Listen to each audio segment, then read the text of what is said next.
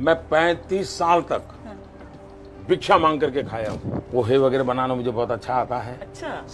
सबको मैं खिलाता था। आप हैरान हो गए, मेरे जेब में कभी पैसा नहीं होता है।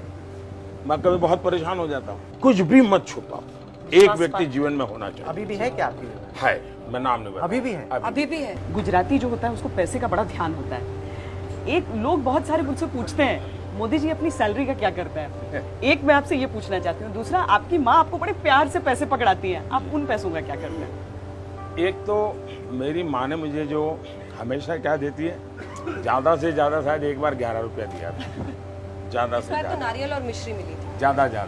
लेकिन एक बार उसने मुझे 5,000 रुपये दिया। अच्छा। 5,000 रुपया। तो मैं सरप्राइज था जी। तो सुबह मैं जन्मदिन था तो माँ को मिलने गया, तो उसने मुझे 5,000 रुपये दिए। मैंने कहा माँ क्या बात है? तो बोले ये कश्मीर, उस समय कश्मीर में बाढ़ आई थी। अच्छा। तो माँ ने कहा कि उनको दे देना। तो मैं इन पैसों को कहीं ध्यान तो नहीं रहता, लेकिन दे देता हूँ, फिर बता देता हूँ कुछ कर लेना।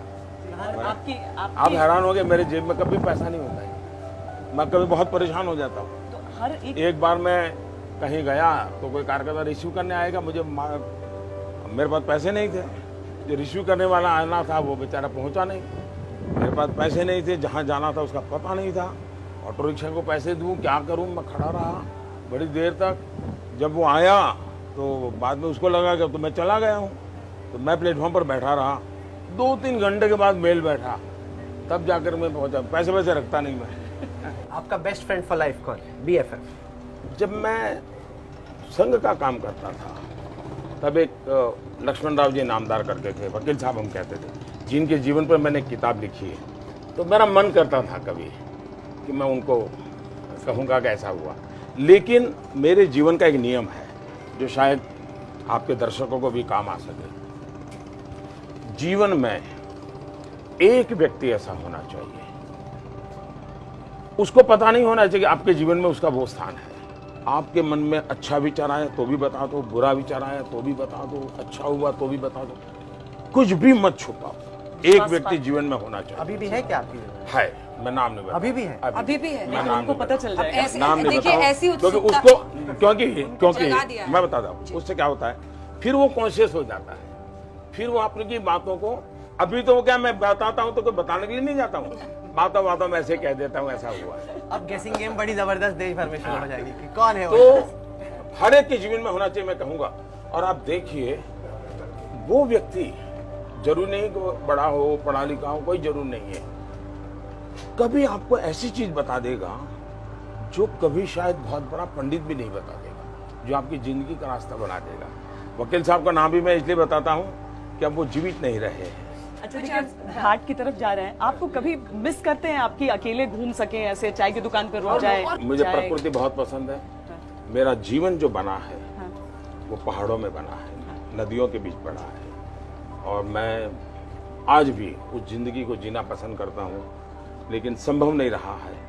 और मेरे पास त्याग करने के लिए कुछ है ही नहीं, तो यही है मेरी अपनी इच्छाएं, उसी को मैं त्याग कर दिया। और घर पर भी खुद से चाय बना पाते हैं अपने? अभी भी मैं खाना पका सकता हूँ जी। अच्छा। अभी हाँ। आपकी मैं फेवरेट बढ़िया- डिश क्या है? बढ़िया अच्छा क्या बनाते हैं? बढ़िया जैसे ऐसा है। देखिए, मैं जिंदगी ऐसे, मैं भैया लोग सुन करके हैरान हो जाएंगे जी, क्योंकि ये कभी इस प्रकार की बातें आई नहीं है।